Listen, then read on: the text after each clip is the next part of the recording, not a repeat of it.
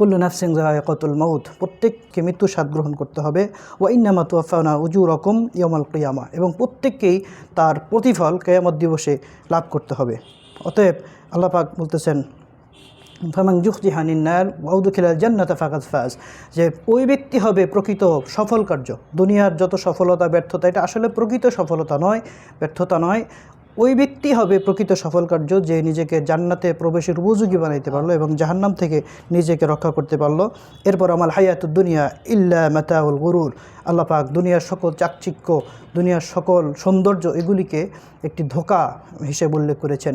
তো আল্লাহ রাব্বুল আলামিন এই ধোঁকা থেকে আমাদেরকে বাঁচার জন্য আল্লাহ পাক আমাদের সতর্ক করেছেন যে এমন একটা সময় আসবে, মানুষ চিন্তা করে যে সময় যখন শেষ হয়ে যায়, হায় হায় জিন্দেগিতে আমি যা করেছি সব কিছুই আসলে একটা ধোঁকা ছিল, এটা আমার পরকালের জন্য কোনো উপকারেই আসেনি।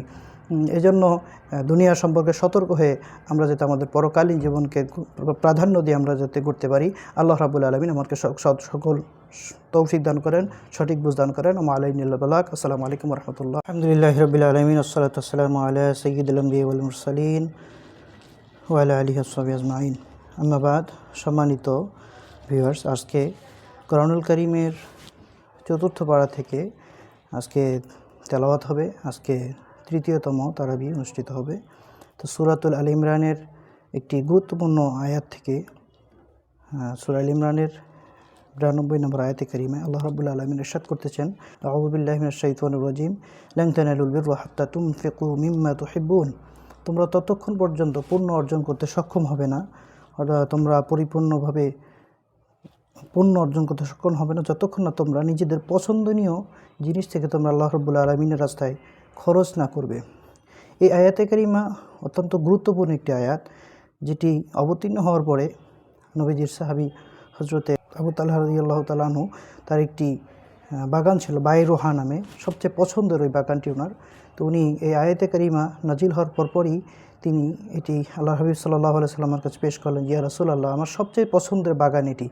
অতএব যেহেতু নিজের সবচেয়ে পছন্দের জিনিসটি আল্লাহর রাস্তায় দান করতে হবে, সেহেতু আমি এই বাগানটি আল্লাহ রাব্বুল আলামিনের রাস্তায় দান করতে চাই। আল্লাহর হাবিব সাল্লাল্লাহু আলাইহি সাল্লাম ইঙ্গিত দিলেন এবং উনি ওনার পরিবার, আত্মীয় স্বজন, ওনার চাচার বংশধরদের মাঝে সেই বাগানটি তিনি উৎসর্গ করলেন, আল্লাহর রাস্তায় সাদাকা করে দিলেন। এবং আমরা দেখতে পাই ওমর ইবনুল আব্দুল আজিজ রহমতুল্লাহ আলাইহি, তিনি চিনির বস্তা খরিদ করতেন এবং চিনি সাদাকা করতেন। ওনাকে জিজ্ঞাসা করা হলো যে আপনি কেন টাকা সাদাকা করেন না, আপনি কেন চিনি সাদাকা করেন? তিনি উত্তর করলেন যে চিনি আমার পছন্দের, সবচেয়ে পছন্দের জিনিস, এই কারণে আমি চিনির বস্তা খরিদ করে এটি আমি সাদাকা করতে অধিক পছন্দ করি। এবং ওমর ইবনুল খাত্তাব রাদিয়াল্লাহু তাআলা আনহু ওনাকে একটি পছন্দের দাস ক্রয় করে ওনার নিকট প্রেরণ করা হলো। তার এটি খুব পছন্দ হলো। তখন এই আয়াতে কারিমা শোনার পর তিনি এটি আল্লাহর রাস্তায় তিনি এটি সাদাকা করলেন, উৎসর্গ করলেন। তো এভাবে সাহাবায়ে কেরামদের জীবনীতে আমরা অসংখ্য ত্যাগ আমরা দেখতে পাই। এরপর আল্লাহ রাব্বুল আলামিন হজের প্রসঙ্গে আল্লাহ রাব্বুল আলামিন বর্ণনা করেছেন, ইন্না ওয়ালা বাইতিন উদিয়া লিন-নাস লাল্লাযী বিবাক্কাতা মুবারাকান ওয়া হুদাল লিল আলামিন। এবং আল্লাহ রাব্বুল আলামিন মক্কা শরীফের পবিত্রতা মাহাত্ম্য বর্ণনা করেছেন এবং হজের সম্পর্ক, লিল্লাহি আলান-নাসি হিজ্জুল বাইত মান ইসতাতা ইলাইহি সাবিলা, এবং হজ করা সম্পর্কিত হচ্ছে আল্লাহ রাব্বুল, একজন ঈমানদার মুমিনের জন্য এটি আল্লাহ রাব্বুল আলামিনের জন্য ফরজ হুকুম, সমর্থবান প্রত্যেক নরনারীর জন্য এবং খরচ বহনকারী তার জন্য এটি হজ জীবনে একবার হলে এটি ফরজ। এরপর আল্লাহ রাব্বুল আলামিন সূরাতুল আল ইমরানের ১০২ নম্বর আয়াতে কারিমায় মুমিনদেরকে উদ্দেশ্য করে বলে, এই হলো যে আমানু তাকুল্লাহ হাক্কা তুকাতিহি ওয়া লা তামুতুন্না ইল্লা ওয়া আনতুম মুসলিমুন, যে হে ঈমানদারগণ তোমরা আল্লাহ তাআলাকে ভয় করার মতো ভয় করো এবং তোমরা পরিপূর্ণ মুমিন, ওয়া লা তামুতুন্না ইল্লা ওয়া আনতুম মুসলিমুন, পরিপূর্ণ মুসলমান না হয়ে তোমরা মৃত্যুবরণ করো না। এরপরে আয়াতে কারিমে আল্লাহ রাব্বুল আলামিন ১০৩ নম্বর আয়াতে কারিমে আল্লাহ পাক জানাইতেছেন, ওয়াতাসিমু বিহাবলিল্লাহি জামিআ ওয়া লা তাফাররাকু, যে তোমরা আল্লাহর রজ্জুকে তোমরা শক্ত করে সুদৃঢ়ভাবে ধারণ করো। এখানে অনেক মুফাসসিরিনে কেরাম আল্লাহর রজ্জু বলতে কোরআনুল কারীমকে বুঝিয়েছেন এবং ইবনে মাসউদ রাদিয়াল্লাহু তাআলা আনহু তিনি আল্লাহর রজ্জু বলতে আহলে সুন্নাহ ওয়াল জামাত এবং আহলে সুন্নাহ ওয়াল জামাতের দলকে অনুসরণ করার কথা বুঝিয়েছেন। এবং অন্য হাদিস শরীফে আমরা জানতে পাই, নবীজি ইত্তাবিউ সাউদাল আজম, তোমরা বড় দলকে অনুসরণ করো।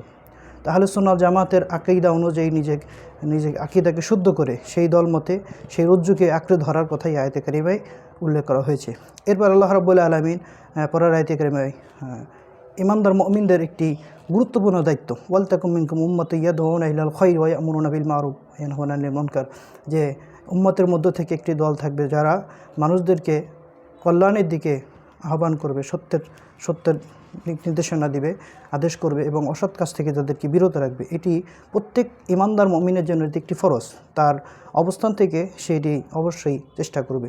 এর পরবর্তী আয়াতে কারিমায় 105 নম্বর আয়াতে কারিমায় আল্লাহ রাব্বুল আলামিন কিয়ামতের ময়দানে ইয়াওমা তাবিয়াদ্দু উজুহু ওয়া তাসওয়াদ্দু উজুহ, যে সেদিন কারো চেহারা থাকবে উজ্জ্বল, কারো চেহারা সেদিন কালো হবে। তো ইয়াওমা তাবিয়াদ্দু উজুহু, যাদের চেহারা উজ্জ্বল থাকবে তারা হবে সেই দল যারা প্রকৃতার্থে মুমিন, আকীদাগত দিক থেকে, আমলগত দিক থেকে, এবং তাসওয়াদ্দু উজুহ, কাফের, মুশরিক, মুনাফিক এদের কথা বলা হয়েছে, তাদের চেহারা সেদিন কালো আভা ফুটে উঠবে।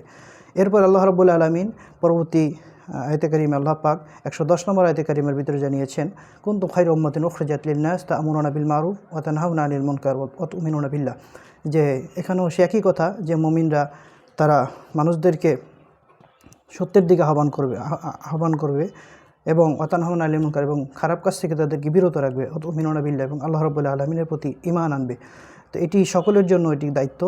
এরপর আল্লাহ রাব্বুল আলামিন বদরের যুদ্ধের কথা আলোচনা করেছেন, ওয়ালাকাদ নাসারাকুমুল্লাহু বিবাদরিন ওয়া আনতুম আযিল্লাহ, যে আল্লাহ রাব্বুল আলামিন তোমরা সংখ্যা অল্প ছিলে কিন্তু আল্লাহ রাব্বুল আলামিন বদরের প্রান্তরে তোমাদেরকে সহযোগিতা করেছিলেন। এরপরে আয়াতে কারিমায় 3000 ফেরেশতার কথা উল্লেখ এসেছে।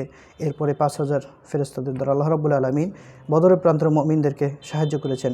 এরপরে আল্লাহ রাব্বুল আলামিন উহুদ যুদ্ধের ঘটনা এখানে এসেছে, যে উহুদ যুদ্ধে মুসলমানদের পরাজয়ের যে কারণগুলি ছিল, নবীজি সাল্লাল্লাহু আলাইহি ওয়াসাল্লাম আব্দুল্লাহ ইবনে জুবাইর রাদিয়াল্লাহু তাআলা আনহুকে যে দায়িত্ব দিয়েছিলেন 50 জন তীরন্দাজ সহ একটি গিরিপথে, সেখানে নবীজি সাল্লাল্লাহু আলাইহি সাল্লামের নির্দেশনা ছিল যে যুদ্ধ পরাজয় বা বিজয় যেটাই আসুক তোমরা গিরিপথ ছেড়ে যাবে না। কিন্তু তারা আল্লাহ রাসূল সাল্লাল্লাহু আলাইহি সাল্লামের এই কথার তারা ভুলে গেল। এক পর্যায়ে দেখা গেল সাহাবা একরামদের মধ্যে যখন তারা বিজয়ী হয়ে গেল তখন কাফেররা পশ্চাৎবরণ করলো এবং ওই গিরিপথ ছেড়ে আব্দুল্লাহ ইবনে জুবাইর রাদিয়াল্লাহু তাআলা আনহুর কিছু সঙ্গীরা তারা শত্রুদের দিকে ধাওয়া করলো এবং সেই সুযোগেই তারা পেছন থেকে আক্রমণ করলো।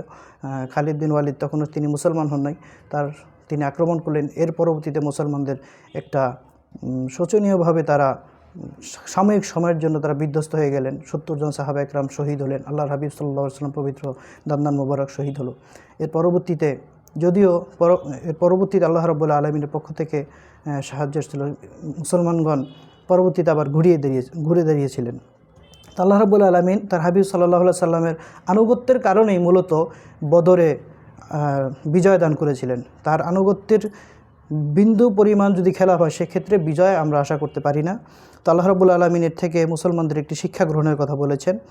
এরপরে আল্লাহ রাব্বুল আলামিন সুদের কথা এসেছে, ইয়া আইয়ুহাল্লাযীনা আমানু লা তা'কুলুর রিবা আদওয়াফাম মুদাআফা, যে তোমরা চক্রবৃদ্ধি হারে সুদ ভক্ষণ করো না। সুদের একটি নিয়ম জাহিলিয়াত যুগে ছিল যে তারা সুদ দিলে এটার যদি মেয়াদ উত্তীর্ণ হয়ে যেত তখন তারা আরও এটার বাড়িয়ে দিতেন, টাকার অঙ্কটা বাড়িয়ে দিতেন। এভাবে যখন বাড়তেই থাকতো তখন দেখা যেত সুদগ্রহীতারা তারা এক পর্যায়ে তারা অনেক কষ্টের সম্মুখীন হতো এবং তাদের সম্পদ থেকে তারা সম্পূর্ণভাবে তারা বিচ্ছিন্ন হয়ে যেত। এরপর আল্লাহ রাব্বুল আলামিন প্রকৃত মুত্তাকিদের 4টি বৈশিষ্ট্যের কথা উল্লেখ করেছেন। যারা প্রকৃত মুত্তাকি তাদের কি বৈশিষ্ট্য হবে? আল্লাহ পাক বলেন, ওয়াসারিউ ইলা মাগফিরাতি মির রাব্বিকুম ওয়া জান্নাতিন আরদুহাস সামাওয়াতু ওয়াল আরদ উইদ্দাত লিল মুত্তাকিন। আল্লাহ রাব্বুল আলামিন মুমিনদেরকে জান্নাতের সুসংবাদ দিয়েছেন যে তাদের 4টি বৈশিষ্ট্য থাকবে। মুত্তাকিন, তারা তাদের রাগ সংবরণ করবে, তারা ক্ষমা করে দিবে, তারা গুনাহ হলে সাথে সাথে তারা আল্লাহ তাআলার কাছে তওবা করবে, ফিরে আসবে। এরপরে আল্লাহর হাবিব সাল্লাল্লাহু আলাইহি সাল্লাম উহুদ যুদ্ধের পরে নবীজি সাল্লাল্লাহু আলাইহি সাল্লাম সাহাবা একরামদের সাথে সুন্দর কোমল আচরণ করেছেন এবং সর্বক্ষেত্রে আল্লাহর হাবিব সাল্লাল্লাহু আলাইহি সাল্লাম যে আচরণ দেখিয়েছেন এটার প্রশংসা করা হয়েছে। ফাবিমা রাহমাতিম মিনাল্লাহি লিনতা লাহুম ওয়া লাম তাফাজ্জান গালিজান কলবি লানফাদ্দু মিন হাওলিক। ইয়া রাসূলুল্লাহ, আপনার রহম দান করেছেন, আল্লাহ আপনার হৃদয়টাকে কোমল করে দিয়েছেন। এবং তিনি সাহাবা একরামদের সাথে পরাজয়ের পরও তাদের সাথে রূঢ় আচরণ করেননি।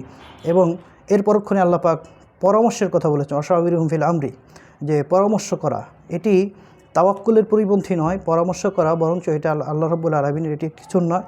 এরপরে আল্লাহ রাব্বুল আলামিন সবচেয়ে গুরুত্বপূর্ণ